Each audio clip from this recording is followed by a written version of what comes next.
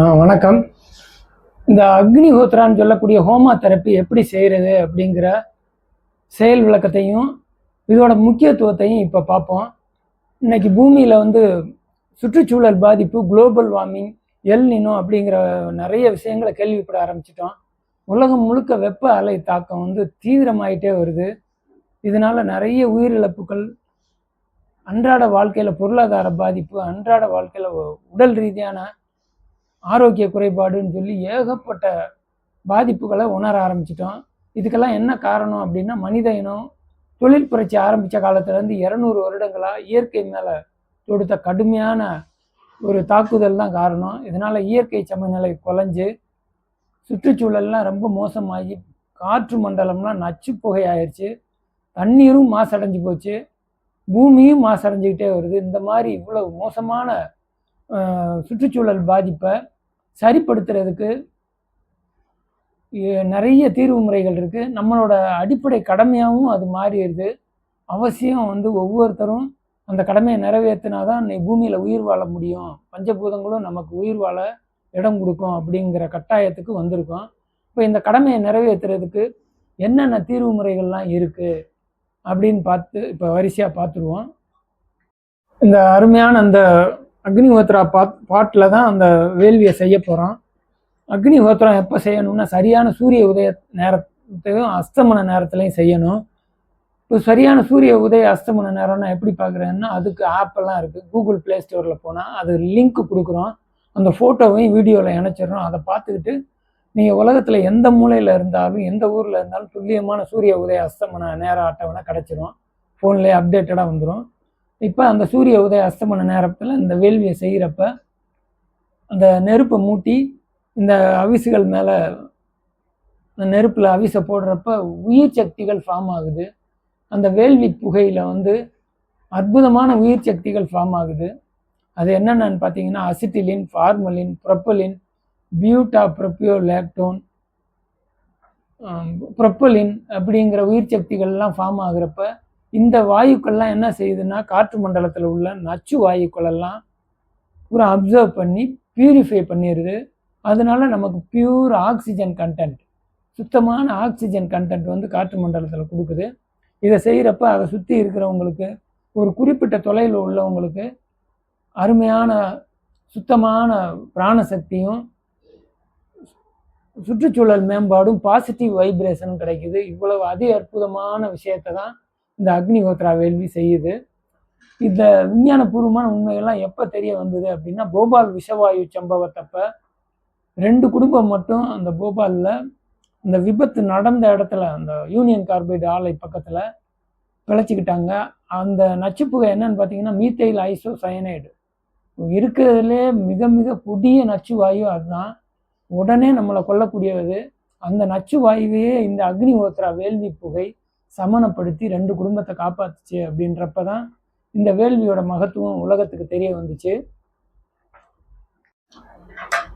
அப்போ அந்த வேள்வியை பற்றின விழிப்புணர்வு உலகம் முழுக்க வந்த பிறகுதான் அந்த அக்னிஹோத்திரம் அப்படிங்கிற வேள்வியோட முக்கியத்துவம் எல்லாருக்கும் தெரிய ஆரம்பிச்சு. இன்னைக்கு உலகம் முழுக்க கிட்டத்தட்ட ஒரு 16 கோடி பேர் இந்த அக்னிஹோத்திரம் செய்கிறாங்க அப்படின்னு இப்போ பார்த்தீங்கன்னா, இது ரொம்ப ஆச்சரியமூட்டும் செய்தியாக உங்களுக்கு இருக்கும். இதை நம்ம தினந்தோறும் ஒரு வேளையாவது செய்யலாம். 10 நிமிடம் செய்கிற அளவுக்கு நாங்கள் செய்முறையை செஞ்சு காட்டுறோம். குறைந்தபட்சம் 10 நிமிடம் போதும். செலவில்லாத மூலப்பொருட்கள் தான். இந்த கிட்டு மட்டும் நீங்கள் வாங்கி வச்சுட்டு தினந்தோறும் செஞ்சிங்கன்னா, பஞ்சபூதங்களும் இயற்கையும் நமக்கு வாழ்கிறதுக்கு அருமையான அனுகிரகத்தையும் ஆசீர்வாதத்தையும் கொடுக்கும். அடுத்த தலைமுறையும் பாதுகாப்பாக ஆரோக்கியமாக வாழும். இவ்வளவு அதி அற்புதமான ஒரு விஷயத்தை நம்ம தொடர்ந்து செஞ்சாதான் அடுத்த சந்ததிகள் இந்த பூமியில் சர்வைவ் ஆகுங்கிற விஷயம் இதில் அடங்கியிருக்கு.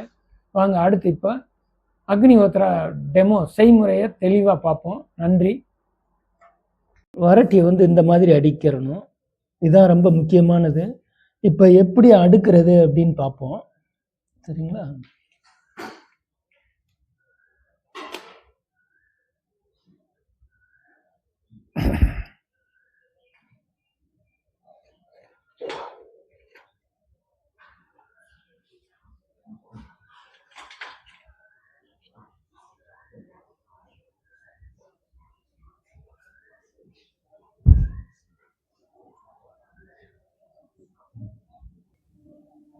இப்போ இந்த மாதிரி அடுக்கின பிறகு நெருப்பை மூட்டி எரிய விட ஆரம்பிக்கணும்.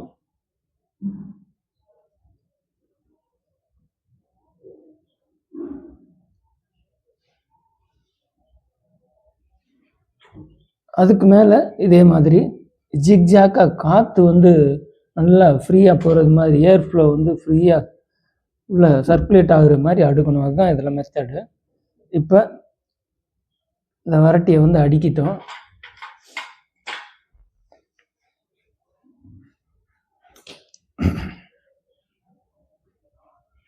ஃப்ளேம் நல்லா பிடிச்சி நெருப்பு நல்லா வரணும்.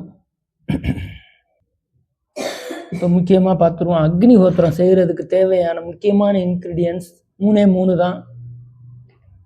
சுத்தமான பசுஞ்சான வரட்டி,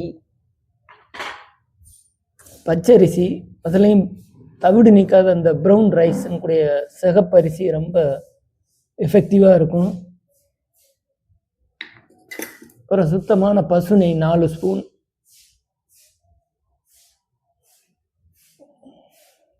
ஒரு ஸ்பூன் பச்சரிசி யூஸ் பண்ண போகிறோம், 4 ஸ்பூன் நெய், 3 வரட்டி. இவ்வளோதான் அக்னிஹோத்திரம் செய்கிறதுக்கு தேவையான மூலப்பொருட்கள். இப்போ சரியான சூரிய உதய நேரம் வந்த உடனே இந்த அரிசியில் வந்து நெய்யை கலந்து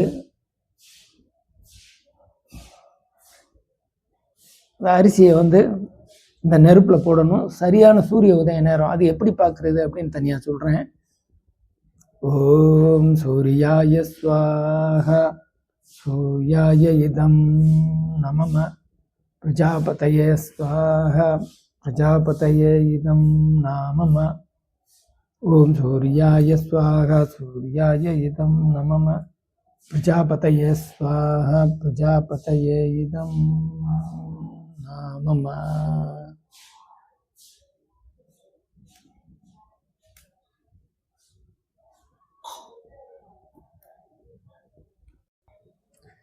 அந்த மாதிரி அரிசியை நெய்யில் கலந்து இந்த சரியான சூரிய உதய நேரத்தில் இந்த எரிஞ்சிக்கிட்டு இருக்கிற அந்த வரட்டியில் இருக்கிற நெருப்பு மேலே இந்த அவிசுகளை போட்டோம்.